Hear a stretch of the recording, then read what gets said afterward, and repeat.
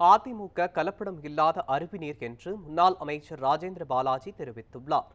விருதுநகரில் அதிமுக சார்பில் உறுப்பினர்களுக்கு அடையாள அட்டை வழங்குவது மற்றும் செயல் வீரர்கள் வீராங்கனைகள் ஆலோசனை கூட்டம் நடைபெற்றது. முன்னாள் அதிமுக அமைச்சர் ராஜேந்திர பாலாஜி தலைமையில் நடைபெற்ற இந்நிகழ்ச்சியில் முன்னாள் அமைச்சர் ஆர்.பி. உதயகுமார், சிறுபான்மை நலப்பிரிவு பொருளாளர் ஜன்ம மகேந்திரன், மாவட்ட அவைத்தலைவர் விஜயகுமார் ஆகியோர் முன்னிலை வகித்தனர்.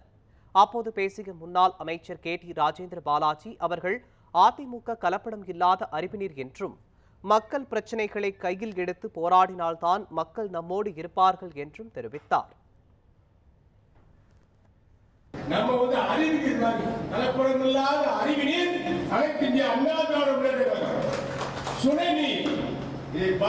உடலுக்கு நல்லது என்று மக்களுக்கு தெரியும். அதிமுக ஆண்டால் ஏழைகளுக்கு எல்லா நன்மையும் கிடைக்கும் என்பது மக்களுக்கு தெரியும். அதை எடுத்து சொல்லுங்கள். பேச்சாளர்கள் நிறைய பேர் இருக்கீங்க, சின்ன சின்ன பேச்சாளர்கள் அங்கங்கே பிரச்சாரம் செய்ய சின்ன பிரச்சாரம் பண்ணுங்க. கட்சி உறுப்பினருக்கான வாங்கிட்டு வட்டச்சாளர்கள் கொடுத்துருங்க.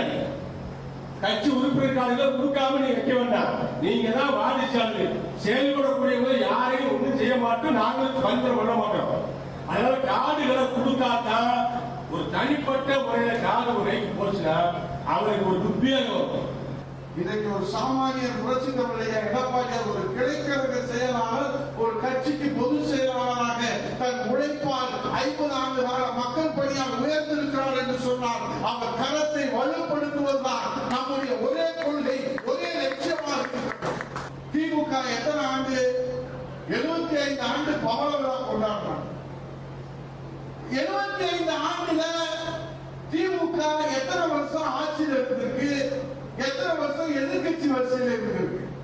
இப்ப நம்முடைய கழகத்துடைய பொறுப்பாளர் 25 ஆண்டுகள் தான். 75 ஆண்டுகள் திமுக 25 ஆண்டுகள் தான் ஆளுகிற கட்சி, 50 ஆண்டுகள் எதிர்கட்சியாகத்தான் இருக்கிறது. ஆனால்